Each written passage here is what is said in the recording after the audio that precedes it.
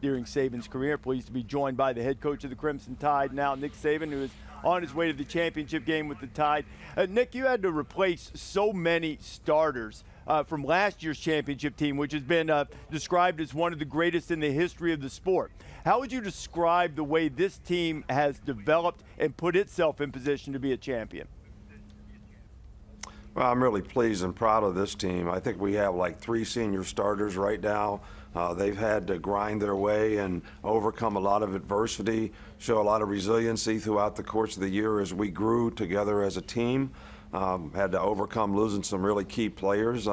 So every guy stepped up and done a really good job. These guys work hard, they practice hard, they prepare well, and we've had a couple outstanding players that have made outstanding plays when we needed them the most, and that's what makes for a good team.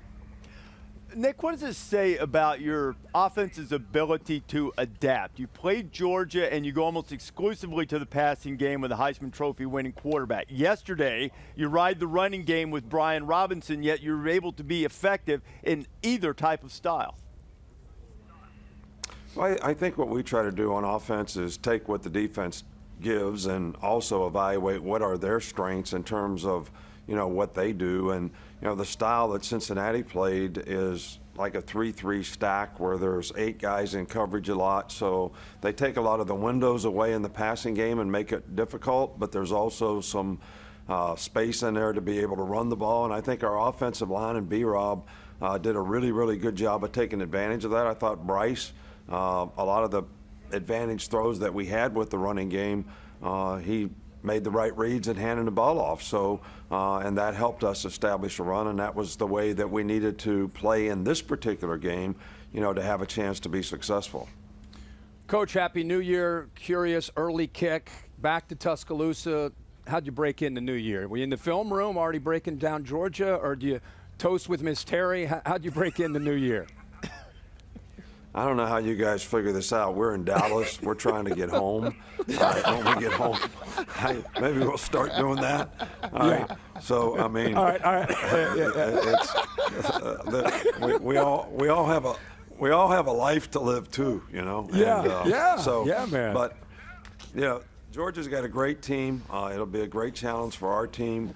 And we just have to do the best we can to prepare the guys that we have to have the best chance to have them be successful against a really good team. So that's the way it's supposed to be when you play in a championship game. You're going to play a great team. Coach, a lot of times you'll play an opponent in these games, and it's a team from maybe a different conference. You've looked at them. Here, there's obvious familiarity. Not only are they from the SEC, you played them, just a few weeks ago in the SEC championship.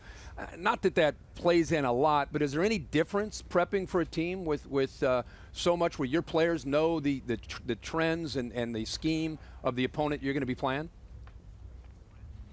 Well, I don't think it's unusual for people to do something a little different, make some tweaks in what they do and try to take advantage of things. And I think when you play a team, much like the NFL, when you play in a division and you play the same teams twice a year, and maybe even again in the playoffs, you try to change things up. You try to evaluate, what happened in the last game, what they did to take advantage of what you do, and how you can maybe adjust so that you have a better chance to have success, offense, defense, special teams, whatever it is. So there'll be a lot of that going on both sides of the ball, probably trying to get it figured out. But that's why we prepare for the games, and that's why we have practice. And, that's the most important thing, I think, leading up to the game, that the players can go in the game with confidence in whatever it is we choose to do.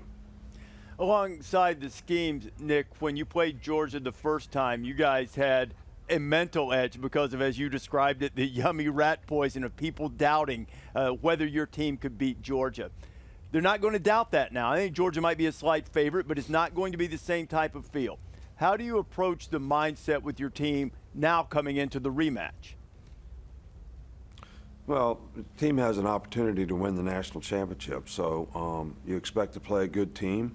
We're still going to be probably underdogs in the game, I would assume. Georgia played an outstanding game last night. The part that I saw against Michigan, they were dominant.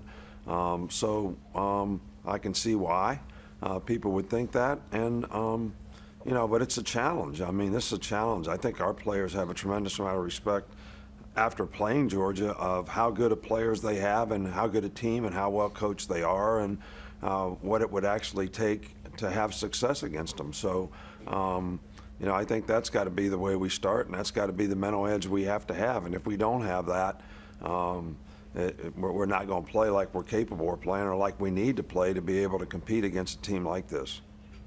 It's a remarkable achievement getting to this stage of the season so many times. Again, Nick, congratulations on all the success so far. I wish you the best of luck in the championship game, and we'll talk to you soon. Okay, Happy New Year to everybody out there. Thank you so much. Thanks for watching ESPN on YouTube. For live streaming sports and premium content, subscribe to ESPN+.